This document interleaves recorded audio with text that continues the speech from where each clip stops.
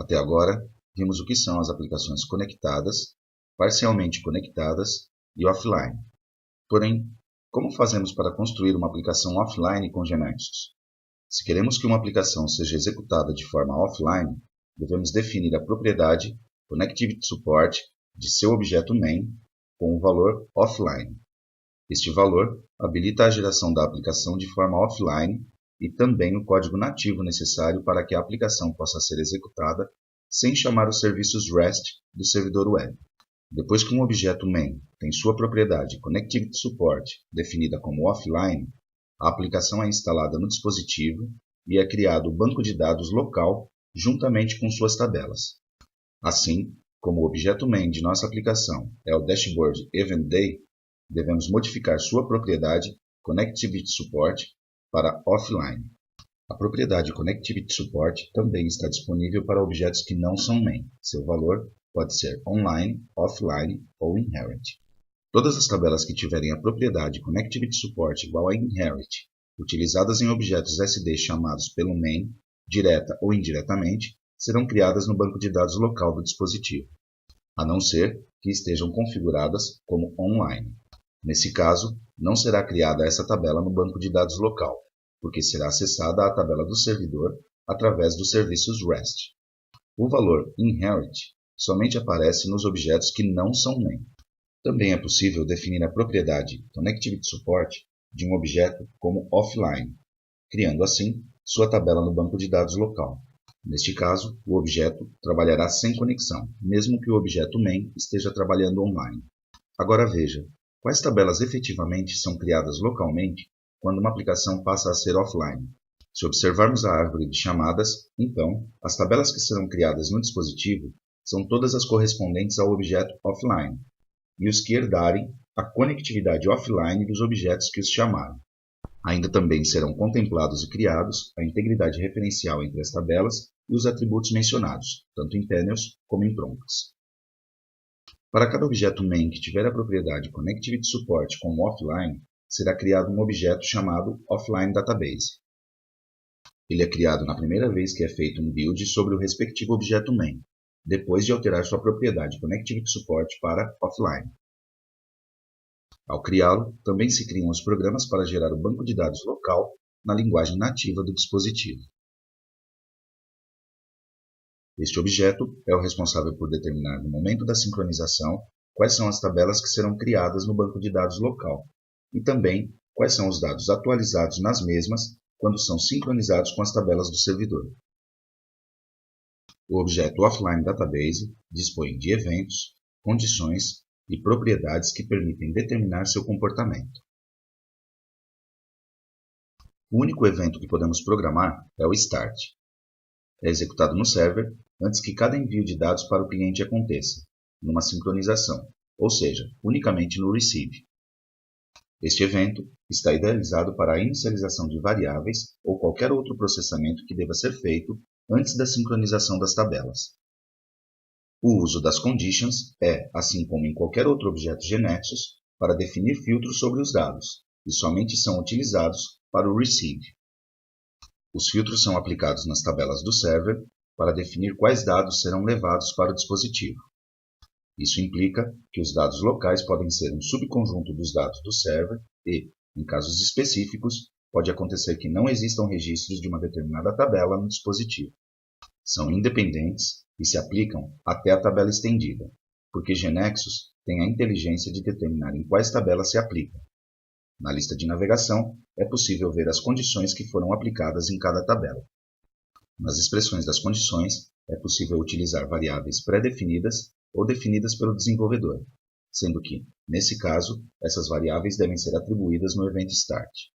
No objeto OfflineDatabase, são configuradas as propriedades que vimos para o Send e o Receive. Para finalizar, alguns pontos adicionais. Se a aplicação offline utiliza o GAN, deve-se levar em conta que as credenciais sempre estarão no server, portanto, o login só pode ser feito estando online. Depois que estiver logado, aí sim pode-se trabalhar offline. Nas aplicações móveis, não está implementada a segurança por autorização, somente por autenticação. Em seguida, veremos uma breve demonstração de como construir uma aplicação offline com Genexus. O que vou fazer agora é executar a aplicação. O que é que vou mostrar? Como a aplicação é online, quando faço alterações pela interface web, já consigo ver as alterações no dispositivo. E se altero algo no dispositivo, já me mostra isso na interface web. Isso acontece porque a aplicação está online, ou seja, o dispositivo está sincronizado com os serviços REST, que estão conectados no banco de dados da aplicação. Depois, o que vou fazer é convertê-la em uma aplicação offline. Bom, vou me logar na aplicação web. Vamos visualizar alguma informação. Aqui, por exemplo, temos Alejandro Simas. Vamos alterar Alejandro. Vamos supor que seu segundo nome comece com A. E salvamos. Agora vamos na aplicação Android.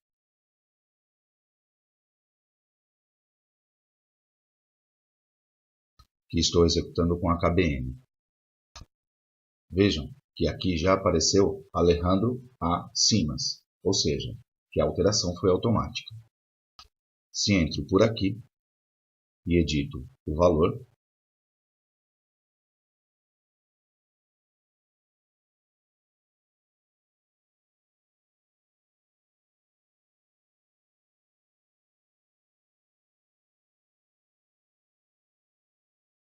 e depois vamos na web, vemos que as alterações foram atualizadas automaticamente. O que vou fazer agora é converter essa aplicação para offline. Para isso vou ao Genexus, no objeto main, que neste caso é o menu Event Day, e vou alterar a propriedade Connectivity Support para offline. E depois vou executar Run. Vemos que foi criado, abaixo de Event Day, abaixo de meu dashboard, o objeto Event Day Offline Database, que é o objeto no qual vou poder alterar todos os critérios para fazer o recebimento e o envio de dados nas IDEs do server. Além disso, também observamos na análise de impacto que todas essas tabelas serão criadas de forma local no dispositivo. Já que eu não modifiquei nenhum desses workwiths, todos têm a propriedade inherit e, portanto, essas tabelas serão criadas no dispositivo. O que vou fazer é alterar estes valores. Para o critério de atualização, em vez de deixar para quando a aplicação inicia, vou colocar a cada certo tempo. E que a atualização, ou seja, a sincronização, seja a cada 10 segundos. Perfeito. Agora, o que vou fazer é conferir a aplicação novamente. Já temos as tabelas geradas no dispositivo e toda a lógica necessária de sincronização.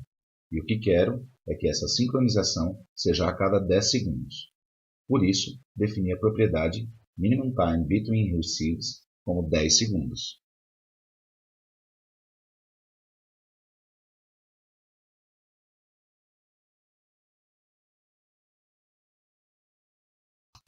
Mesmo sabendo que nossa aplicação é offline, a internet está conectada. Então, o que vou fazer é desconectá-la da internet. Para isso, vou habilitar o modo avião. Agora sim, a aplicação está totalmente desconectada.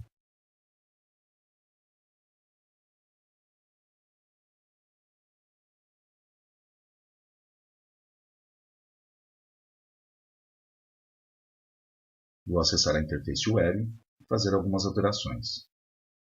Logamos.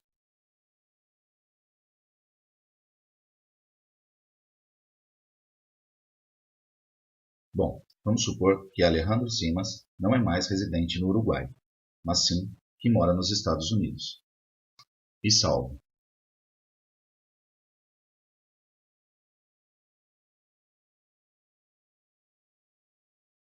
Vou até o emulador e vemos que Alejandro Simas continua no Uruguai. Por quê? Porque as informações não foram sincronizadas. Vamos aproveitar e realizar uma alteração em outro dos oradores. E, por exemplo, vamos supor que Alejandro se chama Eduardo também. E vamos salvar. Aqui temos a alteração.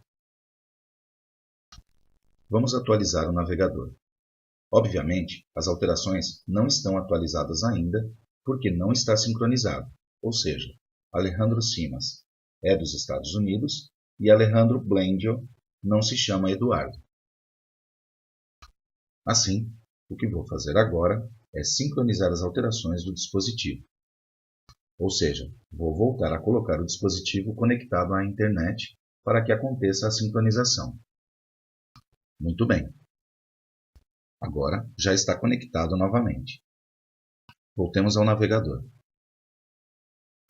Vamos atualizá-lo. E vemos que agora aparece Alejandro Eduardo Blendio, ou seja, aquilo que havia sido alterado no dispositivo foi atualizado no banco de dados do server. E vamos ver agora se as alterações feitas no navegador foram para o dispositivo. Realmente, mostra que Alejandro Simas agora é dos Estados Unidos, provando que também foram sincronizados os dados no dispositivo. Ou seja, quando estive sem conexão, eu pude trabalhar com o dispositivo como se estivesse online e, no momento em que se restabeleceu a conexão por Wi-Fi, então aconteceu a sincronização. Posso perfeitamente trabalhar numa aplicação offline e depois, no momento que restabeleço a conexão novamente, tudo é sincronizado. Terminamos aqui essa demonstração básica. Era simplesmente para dar uma ideia de como é fácil poder criar uma aplicação offline com GeneXus. Neste vídeo, vimos como é fácil com GeneXus poder implementar aplicações móveis conectadas, parcialmente conectadas ou totalmente desconectadas, assim como também o processo de sincronização dos dados entre um dispositivo trabalhando offline ou parcialmente conectado e o servidor web.